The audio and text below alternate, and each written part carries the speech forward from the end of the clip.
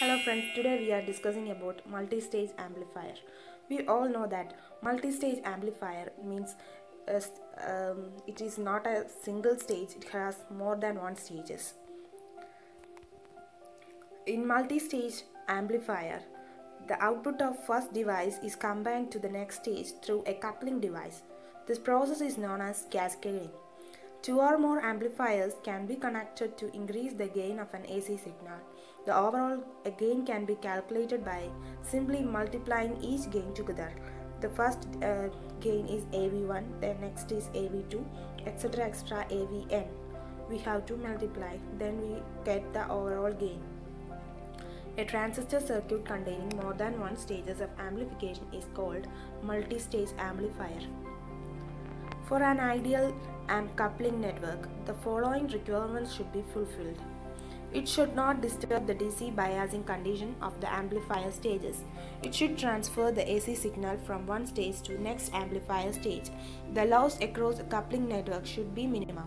It should offer equal impedance to various frequencies of signal wave. Next is multi-stage amplifiers, characteristics of common base, common emitter and common collector. Input impedance is low, then medium and then high in collector. This is output impedance is very high in common emitter and base, then low is in collector. Phase angle is 0 degree in base and collector, 180 degree in common emitter. The voltage gain must be high in base, then emitter in medium, low in collector. Current gain low, medium, high, that is base, emitter, collector. Power gain also low, very high, medium. Common emitter is the most popular BJT amplifier due to the high power gain. Ideal amplifier should have high input impedance, low output impedance, high voltage and current gain. Single stage amplifier is not sufficient to provide the enough gain, power and fulfill all the requirements of an ideal for amplifier. So for here we need a multi-stage amplifier. Multi-stage amplifier in practically we usually consist of number of stages connected in cascade. The first stage, that is input stage is usually required to provide a high input resistance, a high common mode rejection for a differential amplifier. Middle stage are to provide the majority of voltage gain, conversion of the signal from different mode to single end mode, shifting of the DC level of the signal. These are provided by middle stage. The last stage, the output stage, is to provide a low output resistance in order to avoid the loss of gain and to provide the current required by the load, that is power amplifiers. We recently said that the overall gain must be calculated by simply multiplying the all gains. Likewise, the procedure of us is the step 1 is do DC analysis, then find RE for each stage, then RC for each stage. That RE means emitter, R of collector of each stage, then RE, using RE and RC to find the overall gain for each stage. Input impedance of next stage is the load of the current stage. It is important. Zin of the next stage is RL of current stage, that is Zin. Next is multi-stage amplifiers coupling method.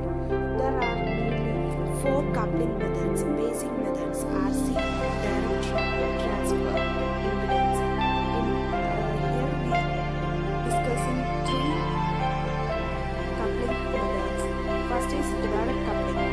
The 2 stages are connected directly. RC coupling, a resistor and capacitor is used as coupling device. Transformer coupling, the transformer is used for a coupling device. The types of coupling. The output of these, recently said the output of one stage makes the input of the next stage. Normally, a network is used between 2 stages so that a minimum loss of voltage occurs when the signal passes through this network to the next stage. Also, the DC voltage at the output of one stage should not be permitted to go to the input of the next. Otherwise, the biasing of the next stage are disturbed. Here is one problem of secondary and primary transformers couplings. A transformer, question I read, the transformer coupling is used in the final stage of multi-stage amplifier. If the output impedance of transistor is 1 kilo ohm and the speaker has a resistance of 10 ohm, find the turn ratio of the transformer in order to transfer the maximum power to the load. For maximum power transfer, the impedance of the primary should be equal to the output impedance of the transistor, and the impedance of secondary should be equal to the impedance of the load. That is, primary impedance is equal to output impedance of the transistor is equal to here 1 kilo ohm. Secondary impedance is equal to impedance of load 10 kilo ohm, 10 ohm. So our equation is Rs by Rp is equal to Ns by Np the whole square. Ns by Np, number of turns of secondary divided by number of turns of primary, is equal to 1:10. Here our answer is Gateee. Direct coupling. The two-stage direct coupled CE amplifiers circuit diagram is here. The resistor capacitor is used for the low frequency application. For low frequency application, coupling capacitors and bypass capacitors are not used here. At low frequency, coupling capacitors cause significant drop of signal across them, resulting reduction in gain. Similarly, at low frequencies, reactance bypass capacitance become comparable to emitter resistance. Thus, bypassing action of the capacitor is affected. If bypass and coupling capacitors are to serve their purpose, their values has to be extremely large, which are expensive and bulky. To avoid this, one stage is directly connected to the next stage. For this type of coupling, DC biasing of each stage is interrelated, so biasing chosen for the entire stage instead of individual stage. Transformer coupling. Transformer coupling is mainly used in power amplifiers. Here, this is the circuit diagram of transformer coupling. This for large two-stage transformer coupled in CE amplifier is here. Both are same. Capacitor of secondary is used to make other point of transformer grounded, so that AC signal is applied between the base and ground. The drawback of this approach is the poor frequency response. We will study that frequency response here. Direct coupling. Transformer coupling. The step-up transformer and the step-down transformer, we all know that. Here, step-up transformer is connected to AC signal so as to increase the voltage level. Step-down transformers are used between the stages so as to match the loading of each stage to the output impedance of preceding stage. This can be achieved by the proper selection of turns ratio. The coupling transformer is used to feed the output of one stage to the input of the next stage. The collector load is replaced by the primary of the transformer. The secondary winding replaces the wire between voltage divider and the base of the secondary stage. Base of second stage. A bypass capacitor CB is used on the bottom of each secondary winding to get the AC ground. The DC isolation is provided by the transformer itself.